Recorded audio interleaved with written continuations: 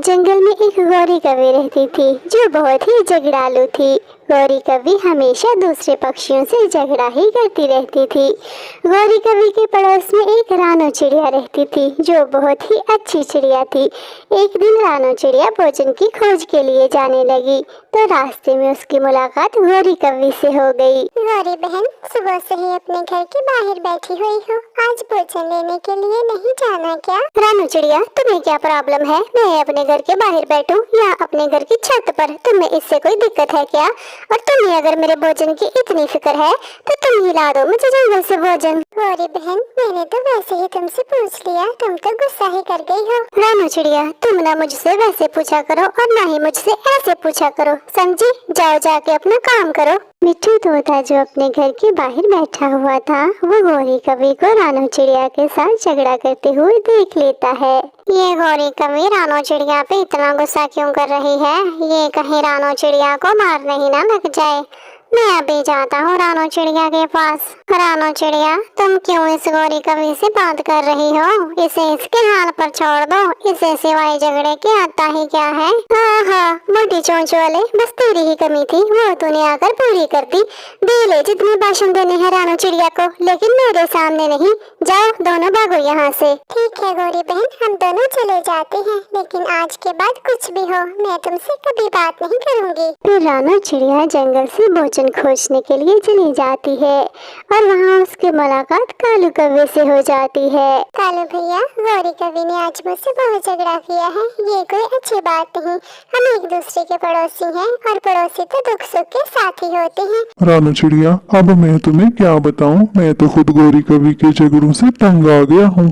वो मुझसे भी आए दिन झगड़ा करती रहती है। न जाने ये रानो चिड़िया खुद को क्या समझती है, जब देखो मुझे लेक्चर ही देती रहती है। हाय, झगड़ा कर कर मेरा तो गला सूख गया, मैं अभी तालाब से पानी पी कर आती हूँ। फिर गौरी कवि पानी पीने के लिए नहर के पास एक छोटे तालाब पर चली जाती है। वहाँ पर पहले ही उल्लू की एक छोटी सी बेबी पानी पीने के लिए बैठी हुई थी।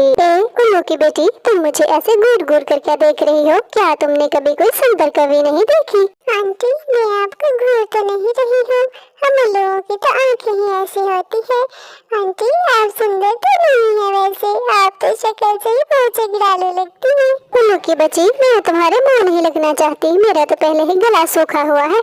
इस वक्त मेरा मूड नहीं है, नहीं तो दो लगाती तुम्हारे कान के नीचे। गौरी आंटी, मुझे मारने वाली गलती ना करना, मेरे पापा इस जंगल के उल्लू राजा हैं, वो पकड़कर आपको पिंजरे में बंद कर देंगे। उल्लू बेबी की बात सुनकर गौरी कवि डर जाती है क्योंकि उसका पापा जंगल का राजा था। गौरी कवि फौरन वहाँ से भागती है और रास्ते में उसकी मुलाकात एक बूढ़ी टुनटुनी से हो जाती है। कवि बिटिया, रुकना जरा, मेरी बात सुनो। मुझे बताना, इस जंगल में केले का पेड़ कहाँ है?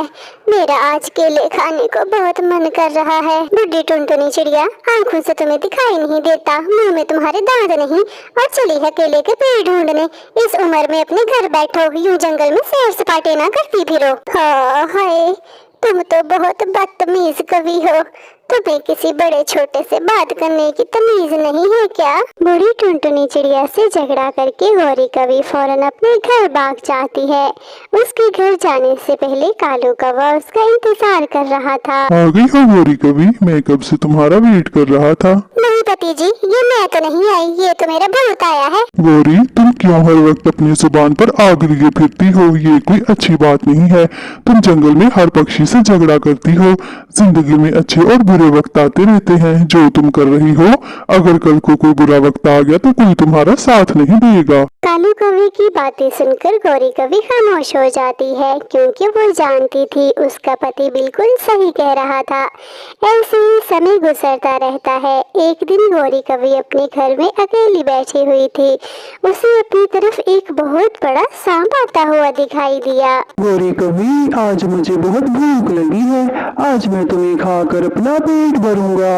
बचाओ, मैं मिट्टू तोते, रानू चिड़िया, जल्दी आओ, मेरे घर के बाहर एक बहुत बड़ा सांप आ गया है। गौरी कवि की आवाज सुनकर रानू चिड़िया और मिट्टू तोता फौरन ही उसके पास आ जाते हैं।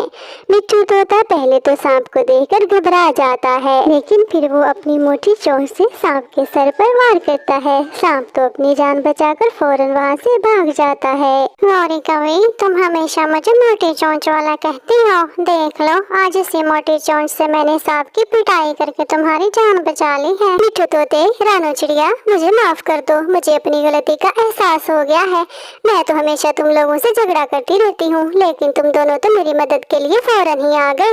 मिट्टू तोते, अगर आज तुम सांप को ना मारते तो फिर सांप तो मेरी जान ही ले लेता। लेकिन अगर तुमने दोबारा फिर हमसे झगड़ा किया तो हम दोबारा कभी तुम्हारी मदद के लिए नहीं आएंगे। मिट्टू तोते, मेरे भाई, चलो छोड़ो सारी पुरानी बातों को। मैं ना तुम्हें एक बात बताऊं, वैसे हो तुम मोटी चोंच वाले ही।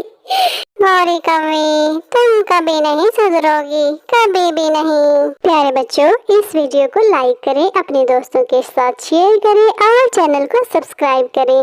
Thank you, bye bye.